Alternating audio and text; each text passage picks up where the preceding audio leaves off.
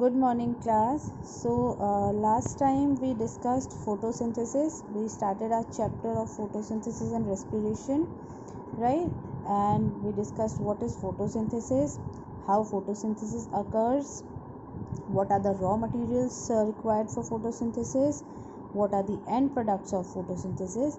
ठीक है, ये सब हमने last time discuss किया था. So today we will discuss the significance of photosynthesis and we will start the new topic of respiration and some activities also we will discuss. Okay, now as we discuss photosynthesis, here it is given the significance of photosynthesis.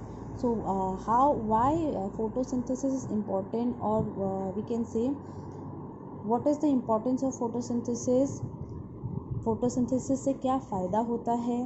ठीक है, सो significance क्या है, इसकी importance क्या है. It first thing is by the process of photosynthesis food for all is prepared. You can say plants make their own food. जैसे food for all का क्या मतलब है, सबके लिए फूड. तो प्लांट्स एक्चुअली फूड अपने लिए बनाते हैं, बट प्लांट अपने लिए फूड अपनी बॉडी के अंदर मैन्युफैक्चर करते हैं और बाकी सारे एनिमल्स प्लांट्स पे डिपेंड करते हैं फूड के लिए, right? So plants prepare their own food by photosynthesis and the plants in turn are eaten by the animals. So plants are making food for them as well as for the other animals also. So it's food for all. Next is oxygen for respiration. All the oxygen which is a byproduct or which is the end product of photosynthesis is utilized by the other animals, other creatures, living organisms for the process of respiration, right? All the free oxygen in the atmosphere is the result of photosynthesis. photosynthesis होता है, as a result end product glucose और oxygen के form में बाहर निकलते oxygen के form में बाहर निकलता है. ग्लूकोज प्लांट अपने लिए यूटिलाइज करता है, which is the food for them, right? So no animal can survive without oxygen. हम सबको for survival we need oxygen which we take in.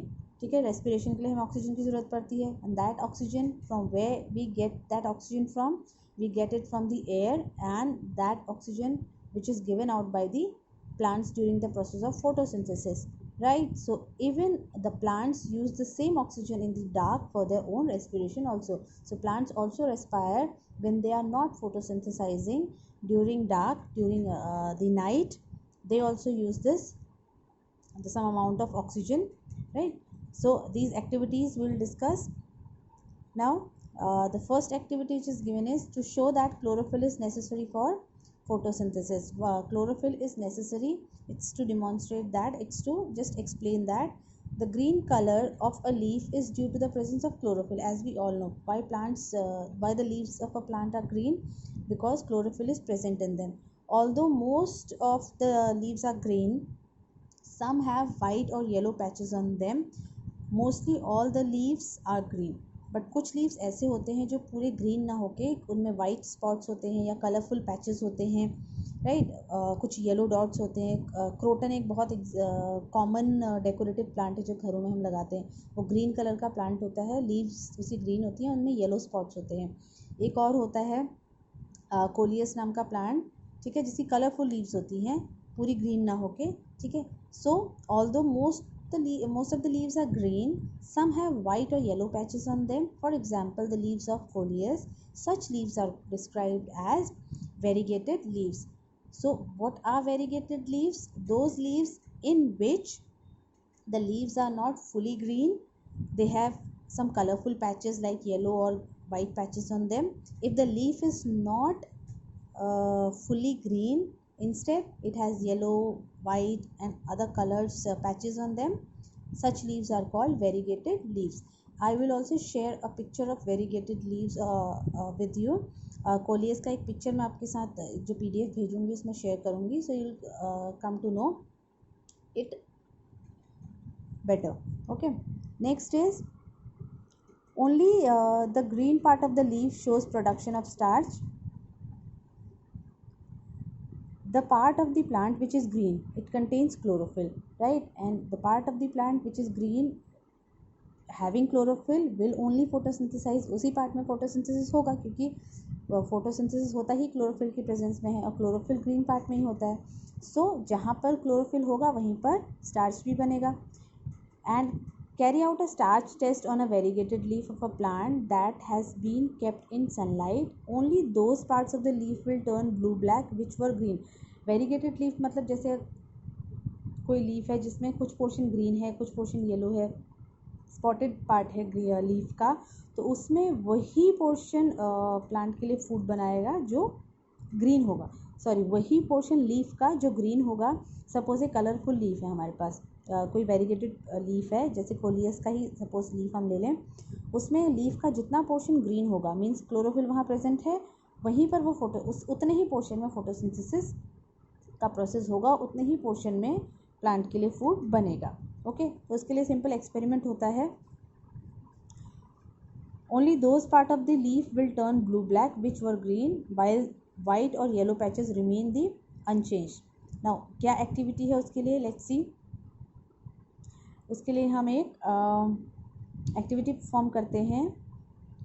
I just explain it to you. अभी हम perform करके तो नहीं दिखा सकती मैं, but I just explain to show that light is necessary for photosynthesis. Light की प्रेजेंस में फोटोसिंथेसिस होता है। कैसे हम उसको प्रूव करेंगे? इस वाले एक्सपेरिमेंट में क्या था, जब हम किसी भी लीफ पर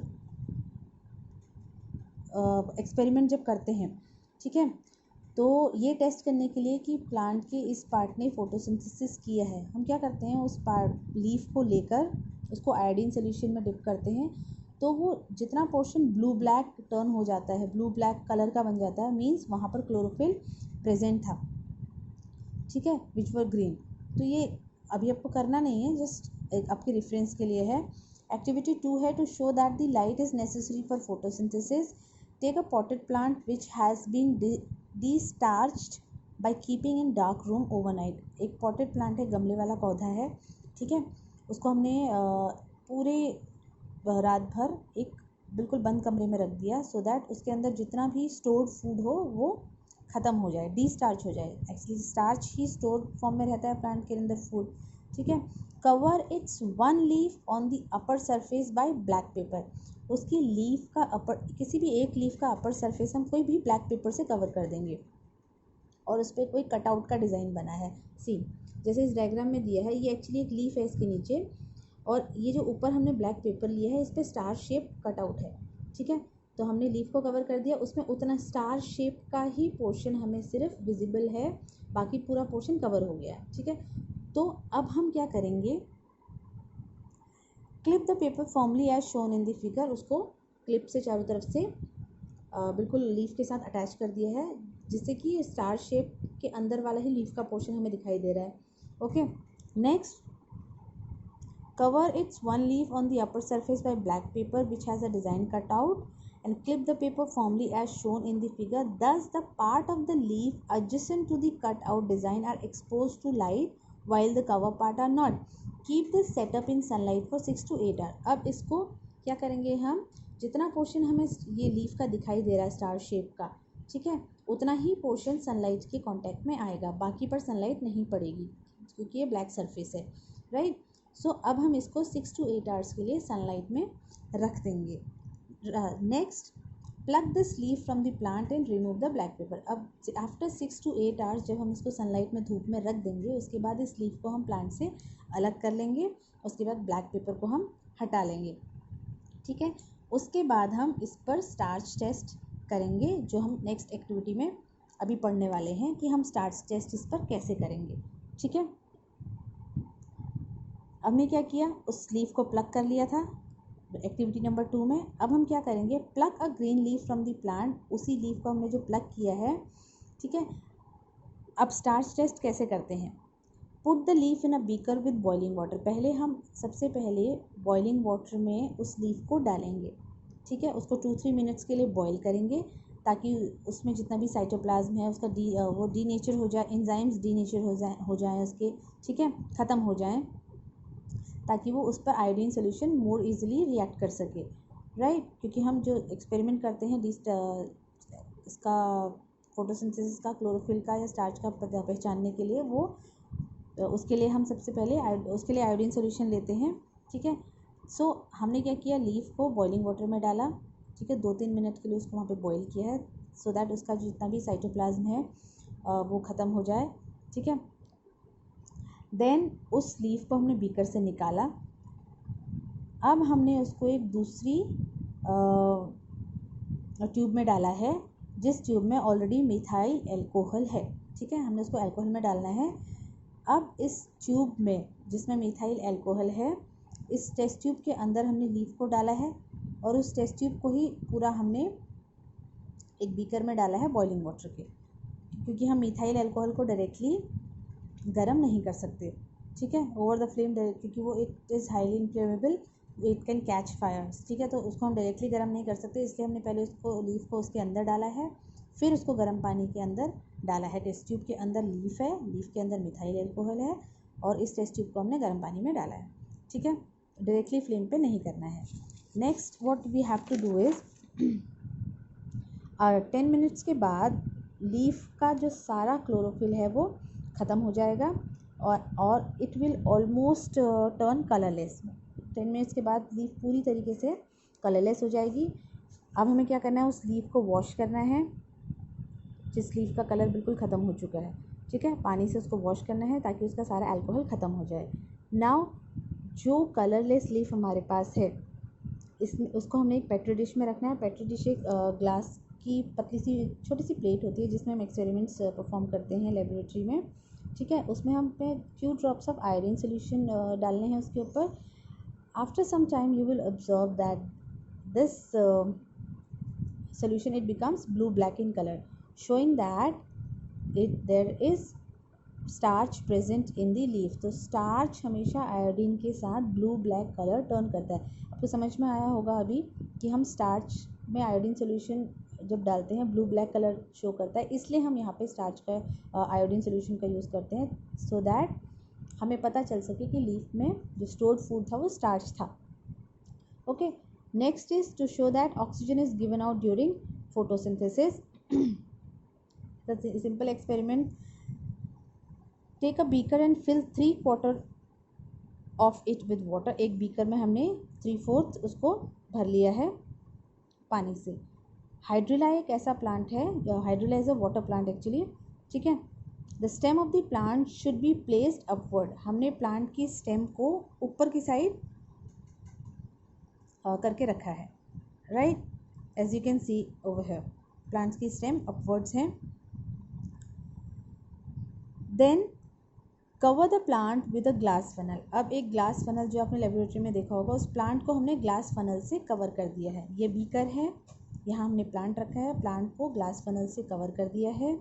ठीक है, place your thumb on the completely fill a test tube with water. एक टेस्ट ट्यूब को पूरा पानी से हमने ऊपर तक भर दिया है। प्लेस योर थंब, अपने टेस्ट ट्यूब को पूरा पानी से, suppose this is a test tube, ठीक है, हमने पानी से भर दिया और उसके ऊपर फिर थंब लगा के उसको उसके ऊपर इन्वर्ट कर दिया, right. Then place your thumb on the opening of the test tube and slowly invert this over the stem of the funnel. उसको बिल्कुल ऐसे इन्वर्ट करना है कि वो फनल की स्टेम पर आए। ये है फनल की स्टेम, हमने फनल को उल्टा रखा है, तो टेस्ट ट्यूब को बिल्कुल फनल के ऊपर उल्टा करके ऐसे रख देना है। ठीक है, then place this arrangement in sunlight for a while. कुछ टाइम के लिए हम इस पूरे सेटअप को सनलाइट में रख देंगे। After some time you will observe that bubbles of gas are seen escaping into the test tube. कुछ टाइम बाद आपको इसमें से गैसेस की बबल्स टेस्ट ट्यूब में आती हुई दिखाई देंगी। ठीक है, और जैसे जैसे गैसेस की बबल्स ऊपर को आती हुई आपको दिखेंगी, वो पानी को भी डिस्प्लेस करना शुरू करेगा। अब हम टेस्ट ट्यूब को उसमें से निकाल लेंगे। Remove the test tube with the gas carefully. Test tube में गैस है, टेस्ट ट्यूब को हमने उठाया, उसको थंब से बंद किया। Insert a glowing matchstick or splinter. हमने ग्लोइंग मैच या तो मैच स्टिक जला के उस गैस जो टेस्ट ट्यूब हमने उसमें से निकाली है उसके पास लाएंगे। हम क्या ऑब्जर्व करेंगे, that the glowing match stick starts burning, means इसके अंदर ऑक्सीजन गैस थी, बिकॉज ऑक्सीजन सपोर्ट्स बर्निंग। जैसे हम उसको निकालेंगे, राइट। आप एक बार उसको अगर पढ़ के देखिए, एक्सपेरिमेंट समझ में नहीं आता है, then you can ask me again, I will explain again. Okay, so this shows that ये प्लांट यहाँ पर ऑक्सीजन गैस रिलीज हुई थी जिसने मैच स्टिक को बर्न करने में हेल्प किया। Now coming on to the topic of respiration. What is respiration? As we all know, The food which we eat combines with the oxygen which we breathe in, and it produces energy as a result, right? So plants require a constant supply of energy for all the different process that go on inside the cells of the plant body. Okay, energy is required for growth of the plant, for root cell to penetrate the soil and absorb water and minerals, so many other such activities. Where does the plant get this energy from? As we have learned earlier, energy is obtained by our living things through the process called respiration. Okay, so I'll explain this respiration again in the next video. Okay.